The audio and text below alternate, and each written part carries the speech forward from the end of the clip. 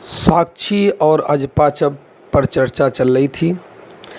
आज साक्षी और अजपाजप का और आत्मबोध का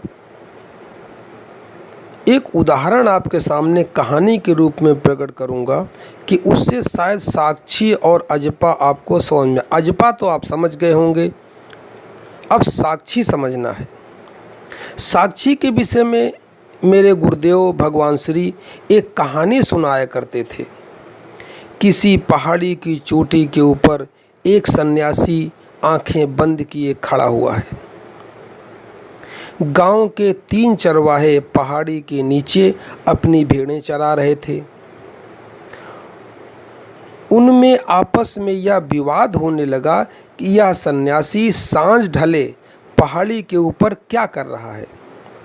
एक चरवाहे ने कहा, हो न हो इस सन्यासी की गाय खो गई हो, वह पहाड़ी की ऊंची चोटी पर चढ़कर उसे खोजने की कोशिश कर रहा है। तब दूसरे चरवाहे ने कहा, नहीं, जो आदमी कुछ खोजता है वह आंखें खोल कर ढूंढता है, मगर सन्यासी तो आंखें बंद किए खड़ा है, वह गाय नहीं खोज रहा है। उसने कहा, सन्यासी के साथ और भी कुछ साधु होंगे, वह उन्हीं को ढूंढ रहा है, वह कहीं रास्ते में पीछे छूट गए होंगे। वह खड़े होकर उनकी प्रतीक्षा कर रहा है। जब सन्यासी की पूरी साधु मंडली इकट्ठी हो जाएगी तो वह पहाड़ी की चोटी से नीचे उतर आएंगे। तब तक तीसरा चरवाहा बोल पड़ा कि यह भी सही नहीं लगता है, क्योंकि जब कोई किसी की प्रतीक्षा करता है तो वह पीछे भी घूमकर इधर उधर भी घूमकर देखता रहता है, मगर यह सन्यासी तो सिर एक ही ओर किए हुए खड़ा है लगातार। और वह बोला, मैं नहीं जानता कि इसकी गाय खो गई है या किसी की प्रतीक्षा कर रहा है। मैं तो कह रहा हूँ कि यह सन्यासी जरूर परमात्मा का स्मरण या ध्यान कर रहा है। इस प्रकार तीनों व्यक्तियों में, तीनों चरवाहों में विवाद होने लगा। तब तीनों ने तय किया कि ऊपर चलते हैं और सन्यासी से ही पूछ लेते हैं कि वह सांझ ढले एकांत में पहाड़ की चोटी में क्या कर रहा है। वह तीनों ऊपर गए। पहले चरवाहे से पूछा, महाशय, क्या आपकी गाय खो गई है और आप उसे खोज रहे हैं?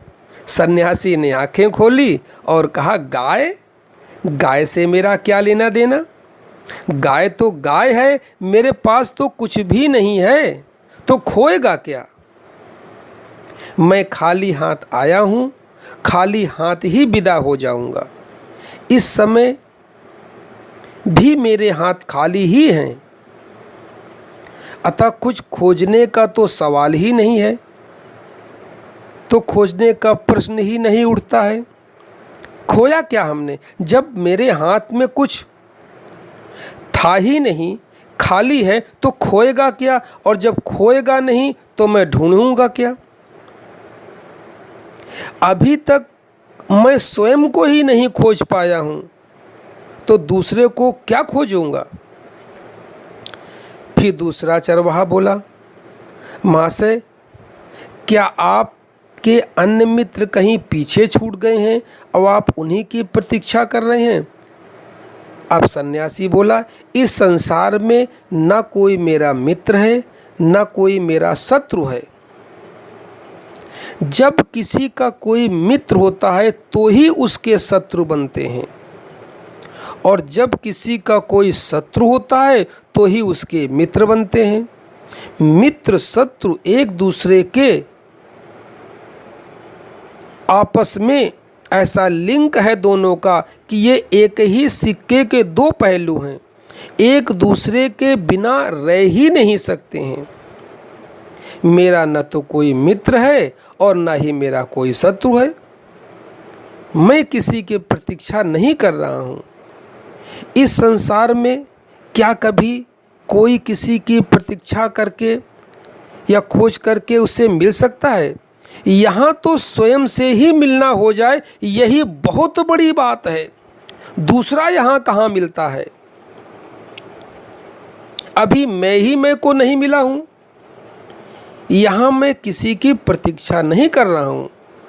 तब तीसरा चरवाहा बोला, महाशय, तो आप जरूर परमात्मा का स्मरण कर रहे होंगे, भगवान का ध्यान कर रहे होंगे, भगवान का पूजन कर रहे होंगे। वह सन्यासी बोला, परमात्मा? परमात्मा का मुझे कोई पता ही नहीं है, उसकी मुझे कोई जानकारी ही नहीं है, उसका कोई मेरा परिचय ही नहीं है। और जिसकी कोई जानकारी नहीं, जिसकी कोई पहचान नहीं, जिसकी कोई मुलाकात नहीं, उसका स्मरण कैसे किया जा सकता है? उसको याद कैसे करूँगा जब कोई उसकी पहचान नहीं?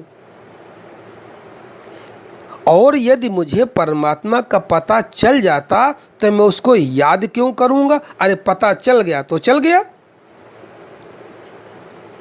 परमात्मा का पता नहीं है तो उसका स्मरण नहीं किया जा सकता, और यदि पता चल जाए तो स्मरण क्यों करूँगा? तब स्मरण की कोई ज़रूरत नहीं है, क्योंकि अब तो जान ही गया हूँ कि परमात्मा है।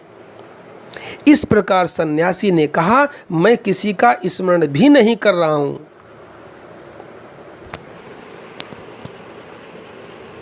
परमात्मा को जब तक नहीं जाना है तब तक कैसे उसका स्मरण हो सकता है? उसका पता नहीं, ठिकाना नहीं, रूप नहीं, रंग नहीं, कुछ जानते ही नहीं, कैसे याद करूंगा इसको? और अगर स्मरण हो चुका है, अगर मैं परमात्मा को जान चुका हूं, तो फिर स्मरण क्यों करूंगा? जैसे मैं अपने शरीर को जानता हूं कि मेरे शरीर का नाम उमेश है।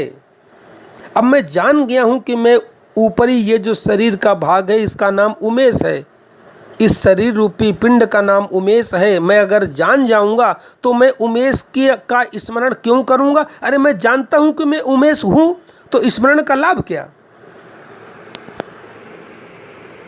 इसलिए परमात्मा के स्मरण का तो कोई सवाल ही नहीं होता है।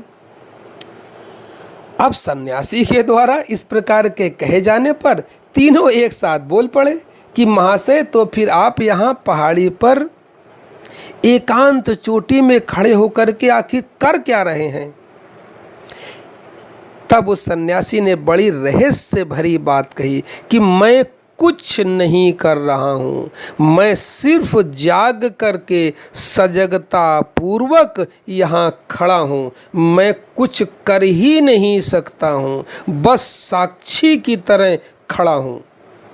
मैं तो बस आकाश का साक्षी हूँ, घने जंगलों का साक्षी हूँ, पहाड़ों का साक्षी हूँ, ढलते हुए सूरज का साक्षी हूँ, जाती हुई गायों का साक्षी हूँ, वृक्षों का साक्षी हूँ, पशु पक्षियों का साक्षी हूँ, पशु पक्षियों और पक्षियों की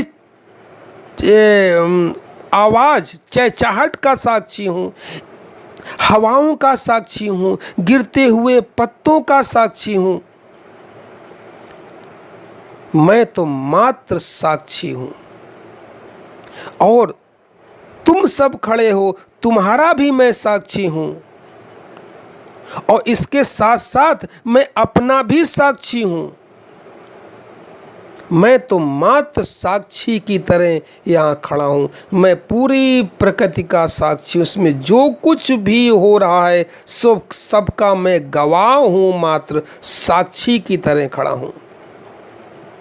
और बाहर ही नहीं, शरीर के बाहर ही नहीं, शरीर के भीतर भी, स्वयं के भीतर चलने वाले श्वासों का भी मैं साक्षी हूँ।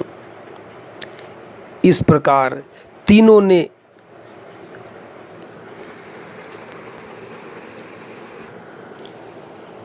एक साथ पूछा कि तब आखिर आप क्यों साक्षी हो, क्यों साक्षी हो?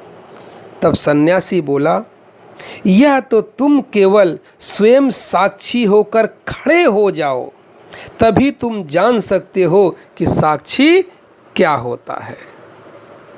जिस दिन साक्षी की तरह साधक खड़ा हो जाएगा, उसी दिन उसको अनुभव हो जाएगा कि साक्षी होता क्या है, क्योंकि साक्षी की घटना मन के पार ले जाती है। उसका वाक, उसका व्याख्यान, उसका वर्णन, उसका जो अनुभव होता है, भीतर जो अनुभूति होती है, ये व्याख्या नहीं की जा सकती।